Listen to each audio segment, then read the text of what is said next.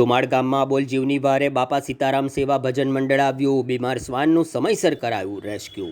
વડોદરા માનવતા હજી જીવન છે તેનું ઉત્તમ ઉદાહરણ આજે વડોદરા જિલ્લાના દોમાડ ગામે જોવા મળ્યું. અબોલ જીવો પ્રત્યેની સંવેદના દાખવીને ગામના યુવાનોએ એક ગંભીર હાલતમાં રહેલી કૂતરીનો જીવ બચાવી પ્રેરણાદાયી કાર્ય કર્યું. દોમાડ ગામમાં એક શ્વાને કૂતરી ગલુડિયાને જન્મ આપ્યો. જો કે પ્રસૂતિ બાદ ગણતરીના સમયમાં જ કૂતરીની તબિયત લથડી અને તેને અચાનક ખેંચ આવવા લાગી. ગલુડિયાના જન્મના આનંદ વચ્ચે માતાની આવી હાલત જોઈ આસપાસના લોકો ચિંતામાં મુકાયા. સેવાભાવી યુવાનોએ આ ઘટનાની જાણ થતાં જ બાપા સીતારામ સેવા ભજન મંડળ દોમાડના સભ્યો તાત્કાલિક મદદે દોડી આવ્યા. મંડળના સક્રિય સભ્ય વિષ્ણુભાઈ અનિલભાઈએ કોઈપણ વિલંબ કર્યા વગર બીમાર કૂતરીની સ્થિતિની ગંભીરતા સમજી તેને સુરક્ષિત રીતે પકડી લીધી. પોતાના અંગત સાધન દ્વારા તેને તાત્કાલિક નજીકના પ્રાઇવેટ પશુ દવાખાને સારવાર માટે ખસેડી. સમયસર દવાખાને પહોંચાડીને પશુ ચિકિત્સક પાસે તેની યોગ્ય સારવાર કરાવી હતી.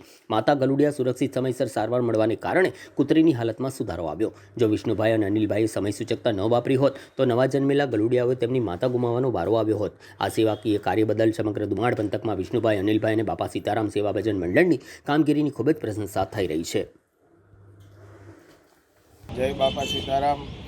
આજરોજ દોમાડ સ્કૂલ પાસે એક શ્વાનને ડિલિવરીના સમયે ખેંચ આવતા સ્કૂલમાંથી કવિતાબેન મેડમનો ફોન આવતા બાપા સીતારામ સેવા ભજન મંડળના સભ્યો તાત્કાલિક શ્વાનને પ્રાઇવેટ દવાખાને લઈ જઈ તેની સારવાર કરાવેલ છે.